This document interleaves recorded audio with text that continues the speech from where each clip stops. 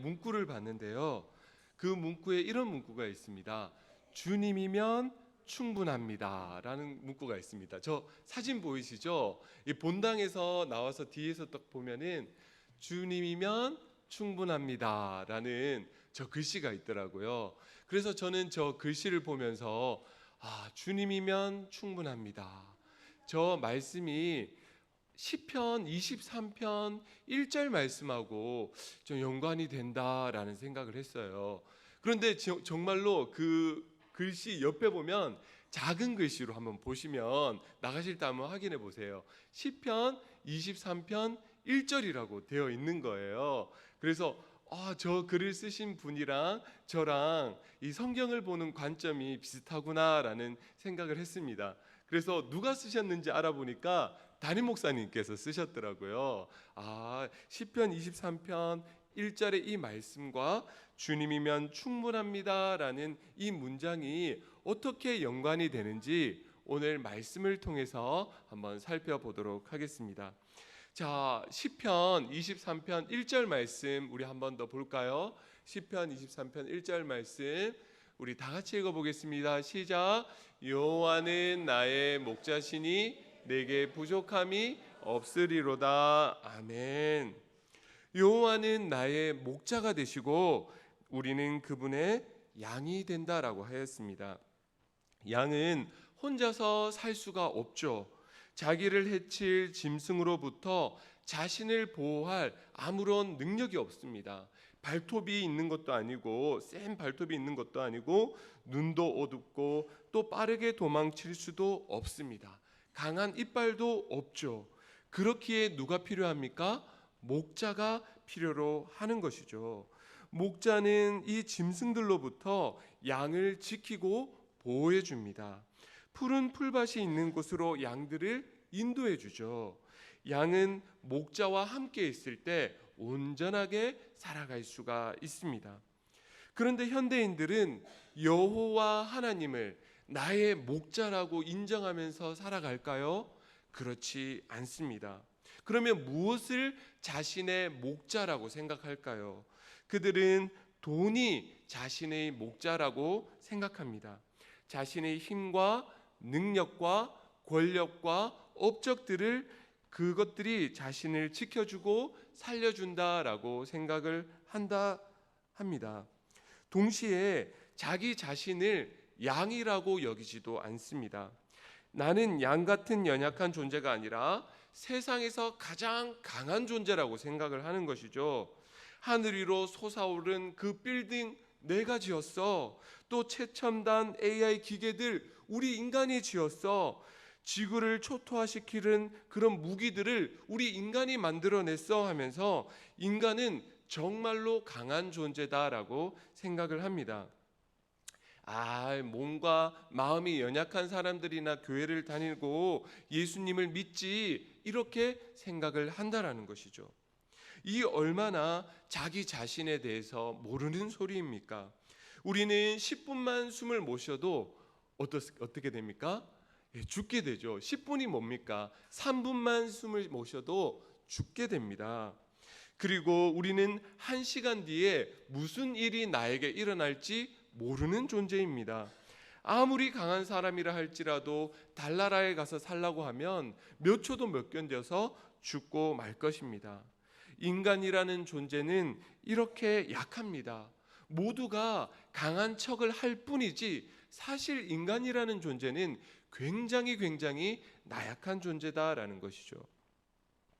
교회에 다니지 않는 사람들은 인간이 죄인이다라는 말도 상당히 못마땅하게 여깁니다. 하지만 우리 안에 얼마나 많은 교만함이 있습니까? 틈만 나면은 자기 자신을 높이려 합니다. 그리고 자기 자신을 드러내고 자기 자랑을 합니다. 만만한 사람이 있으면 어떻게 합니까? 은근히 괴롭히게 되는 게 우리 사람이라는 것이죠. 강자에게는 또 얼마나 아부를 잘 떱니까? 아무리 겸손하게 저는 겸손한 사람입니다, 저는 부족합니다 라고 말을 해도 속으로는 나는 너보다는 잘났어 라는 생각을 한다라는 것이죠. 그래서 성경은 인간을 그냥 죄인이라고 부르는 게 아닙니다. 우리는 실질적인 죄인이라는 것이죠. 과거 어떤 사람들은 이 자본주의를 부정하면서 모두가 공평하고 평등하게 사는 공산주의를 만들었습니다. 이 국가가 강제적인 힘을 동원해서라도 모두 똑같이 잘 살아보자라는 것이죠. 나쁜 생각은 아닙니다. 어떤 면에서는 좋아 보이는 생각입니다. 그러나 이 공산주의를 만든 사람들은 인간에 대해서 잘 모르고 이것을 만들었다라는 것이죠. 인간의 존재가 얼마나 이기적인 존재인가라는 것을 몰랐다라는 것이죠. 인간은 내 자신에게 이익이 오지 않으면 땀 흘려서 일하지 않습니다. 헌신하지 않는다라는 것이죠. 이렇게 인간은 연약한 존재이기에, 약한 존재이기에 누가 필요합니까? 목자가 필요하다라는 것입니다. 그럼 누가 우리의 목자가 되어 주십니까? 오늘 성경 말씀에 보면 요한복음 10장 11절 말씀에 보면은 이런 말씀이 나옵니다. 나는 선한 목자라 선한 목자는 양들을 위하여 목숨을 버리거니와 라고 하고 있습니다. 예수님이 우리의 목자가 되어 주신다라고 합니다. 그냥 목자가 아니라 선한 목자가 되어 주신다라고 하십니다. 이 신앙이라는 것은요, 조금이 아니라 전적으로 예수님께 내 자신을 내어 맡기는 것입니다. 그저 우리가 마음 편하게 살려고, 복 받으려고, 모범 시민이 되어서 세련되고 교양 있게 살려고 교회 다니는 게 아니다라는 것이죠. 예수님을 나의 목자로 삼기 위해서 우리는 교회에 다니는 것입니다.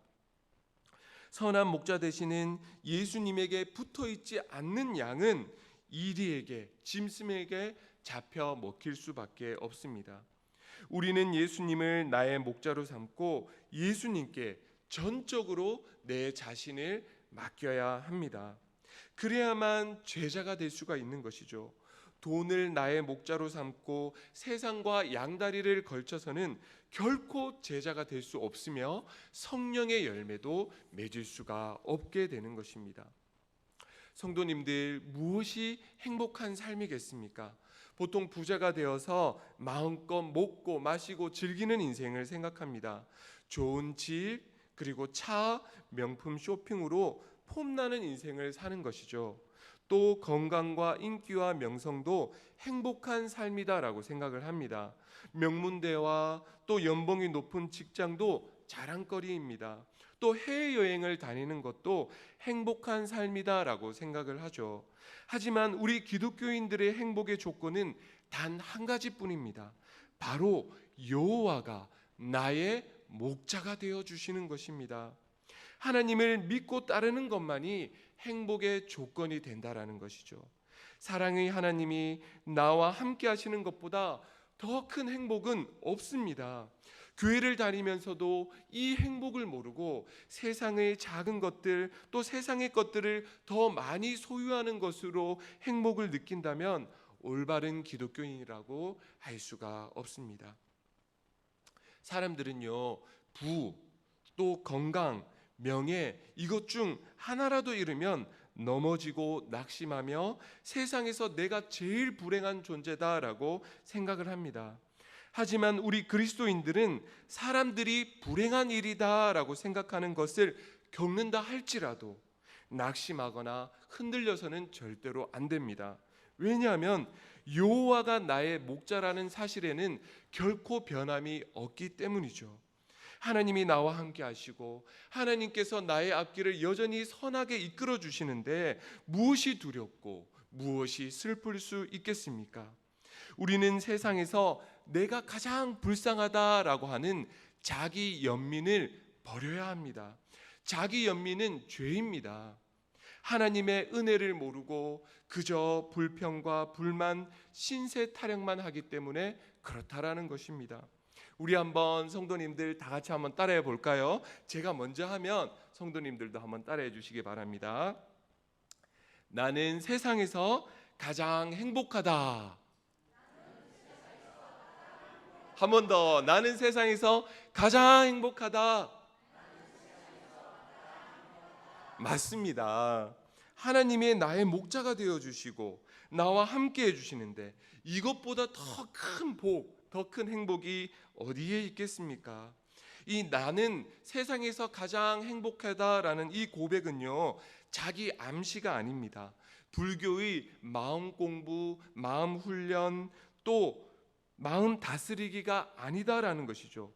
내가 세상에서 가장 행복하다라는 이 고백은요, 천국 잔치에 참여하고 있는 그리스도인들이 마땅한 고백이라는 것입니다. 예를 들어 가지고 제 아들이 아직은 고1인데 이제 어른이 됐다라고 가정해 보겠습니다. 제 아들이 결혼을 했어요. 그래서 오늘이 잔칫날입니다. 그러면 마음이 어떻겠습니까? 기쁘고 즐겁지 않겠습니까? 그러면 평소에 사이가 안 좋은 사람이 있으면 어떨까요? 막 싸우기도 하고 시비도 걸고 네가 나한테 그럴 수 있어 라면서 싸우겠지만, 오늘은 잔칫날이니까 평소에 사이가 안 좋은 사람을 만나도 어떨까요? 그냥 싸우지 않고 웃어버려 넘겨버리고 만다라는 것입니다. 그렇습니다. 우리가 억지로 마음을 먹어서 내가 행복하다 마음 먹고 이런 차원이 아니다라는 것이죠. 우리가 하나님의 자녀로서 천국 잔치에 참여하고 있기 때문에, 또 천국 잔치가 우리에게 기다리고 있기 때문에 마음이 기쁘고 행복하다라는 것입니다. 성도님들, 우리는 마음을 지키고 다스릴 만한 능력이 없는 존재입니다. 우리는 마음을 다스리는 게 아니라 믿음이 중요합니다. 예수님을 믿는 믿음이 중요하다라는 것이죠.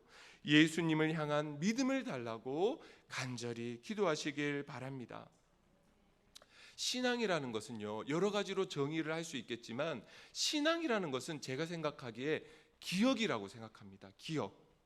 어떠한 문제 앞에서도 하나님이 나와 함께하고 계시다는 사실을 잊지 않고 기억하는 것이 바로 신앙이라는 것이죠.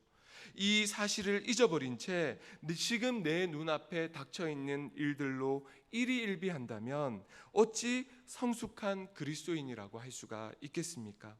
어린아이와 같은 신앙에서 벗어나 우리의 믿음은 날마다 성숙하고 날마다 자라나야 합니다. 저는 기회가 되면 이 땅의 청년들에게 정말 허심탄회하게 인생의 선배로서, 형으로서 이렇게 말씀드리고 싶습니다.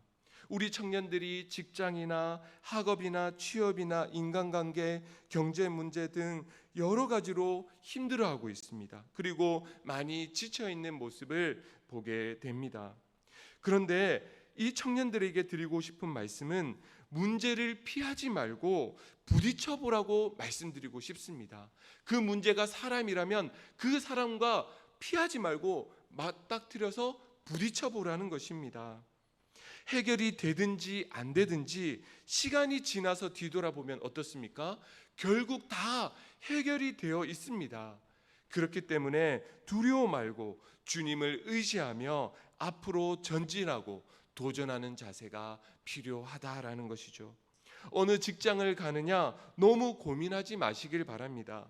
어디를 가느냐, 어디에 취직하느냐는 중요하지 않습니다.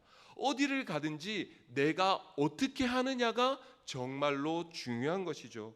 정치가의 길을 가서 대통령의 길을 가든지, 아니면 취직을 안 하고 가정주부의 길을 가든지 살림을 하는 것은 똑같습니다. 한쪽은 나라 살림이고 한쪽은 가정 살림일 뿐입니다. 여기서 중요한 것은 무엇이라고요? 어떻게 하느냐가 중요하다라는 것이죠. 높은 자리에 가더라도 하나님을 떠나서 교만하게 살면 망하는 것이고, 또 가정주부의 길을 걷는다 할지라도 예수 그리스도의 이름으로 충성하면 하나님께서 높이 그 사람을 들어 쓰시는 것입니다.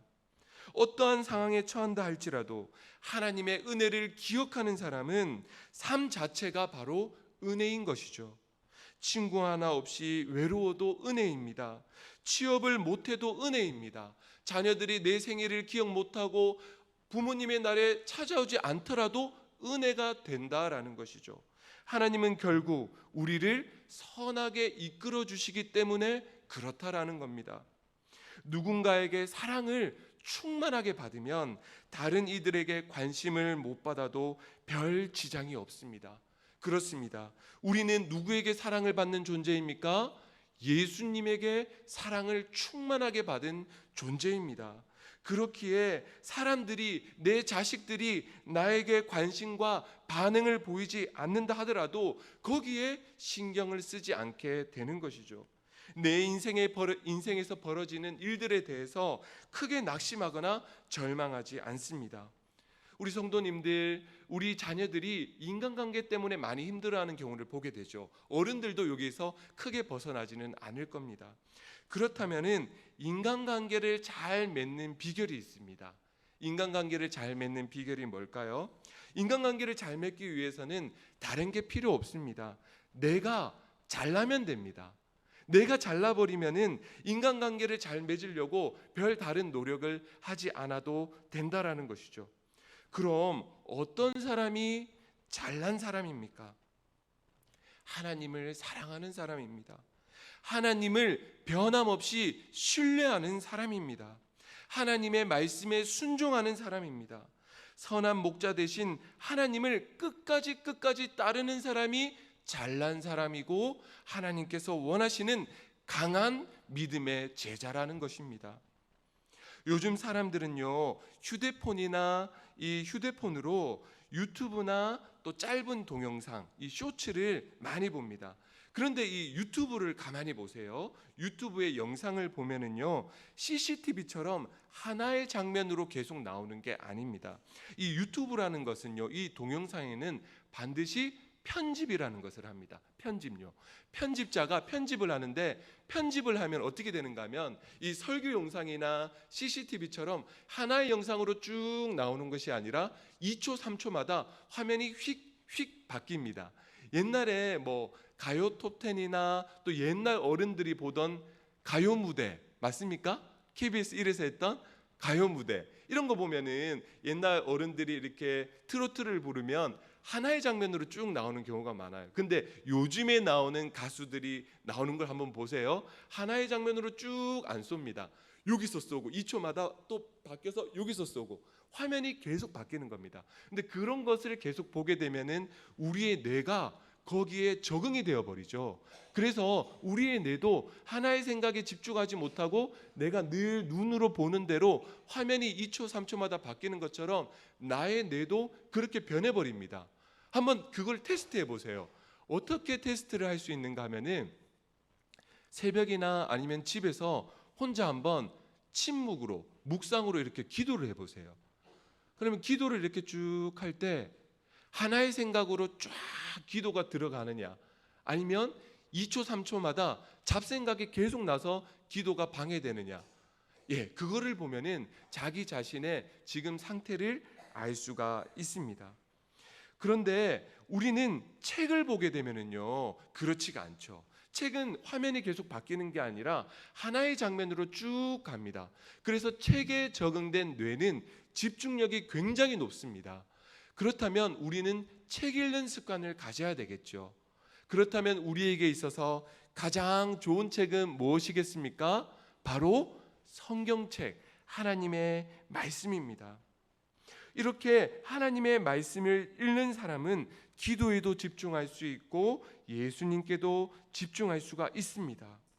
우리 성도님들, 휴대폰에 대한 관심을 줄이고 하나님에 대한 관심을 최대한으로 늘려가시길 바랍니다. 왜냐하면 하나님 안에서 내 영혼의 만족이 있기 때문입니다.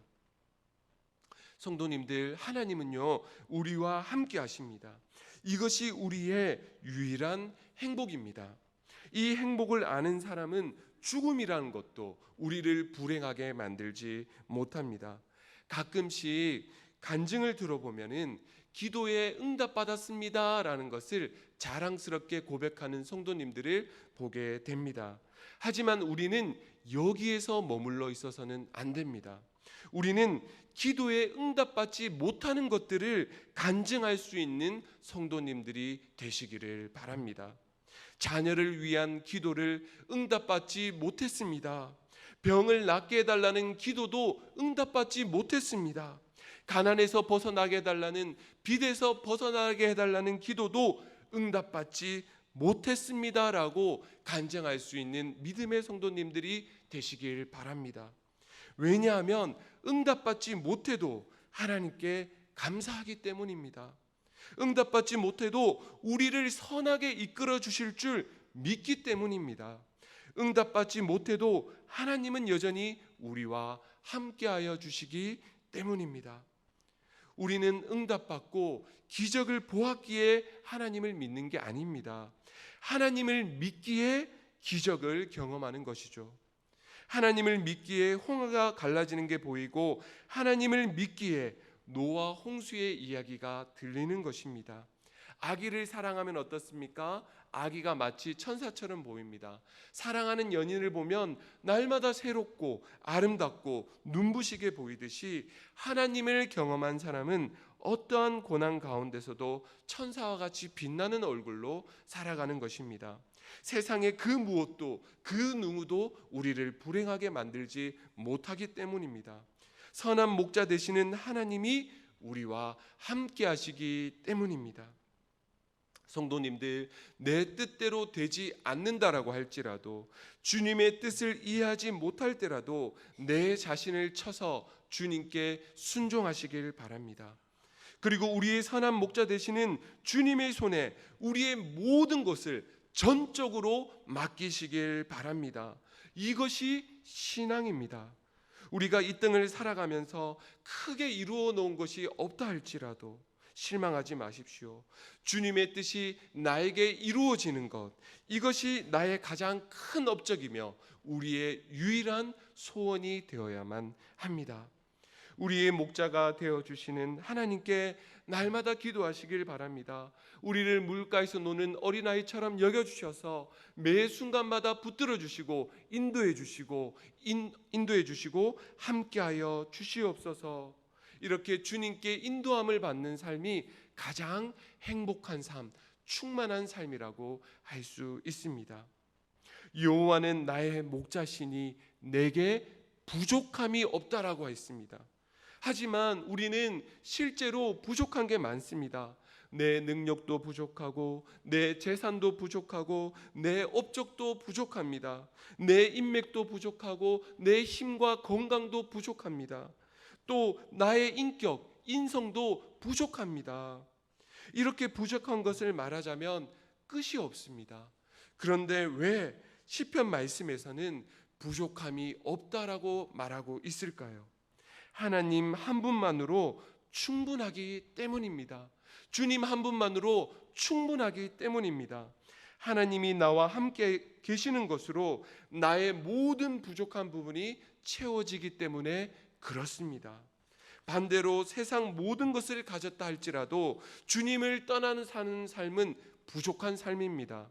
솔로몬의 그 빛나는 부귀 영화가 길가에 피는 풀잎 하나보다 못하다고 성경에는 나오고 있습니다. 솔로몬의 그 재산 지금 남아 있습니까? 솔로몬의 성전과 궁궐과 후궁들과 군인들과 신하들이 남아 있습니까? 흔적도 없이 먼지조차 없이 다 사라졌습니다. 하지만 하나님의 자녀들은 하늘나라 생명책에 영원히 그 이름이 기록되어 있습니다. 선한 목자 되시는 주님과 함께 영원한 생명을 누리고 있다라는 것이죠. 주님은 우리의 선한 목자가 되어 주시고 우리는 주님이 있어야지만 살 수 있는 존재입니다. 주님이 우리의 선한 목자가 되시기에 우리는 세상에서 가장 복받은 사람들이고 세상에서 가장 행복한 사람들이고 이미 기도에 응답받은 사람들입니다. 여호와가 나의 목자가 되시는 것 하나만으로 주 안에서 충만한 행복을 누리시는, 그리고 감사하며 살아가시는 우리 사랑하는 성도님들 다 되시길 주 안에서 소망합니다. 아멘. 하나님 아버지, 우리를 물가에서 노는 어린아이처럼 여겨주셔서 매 순간마다 우리를 붙들어 주시고 함께하여 주시고 인도하여 주시옵소서. 선한 목자 되시는 예수 그리스도를 끝까지 따르는 저희들이 되게 도와주시옵소서. 예수님의 이름으로 기도드립니다. 아멘.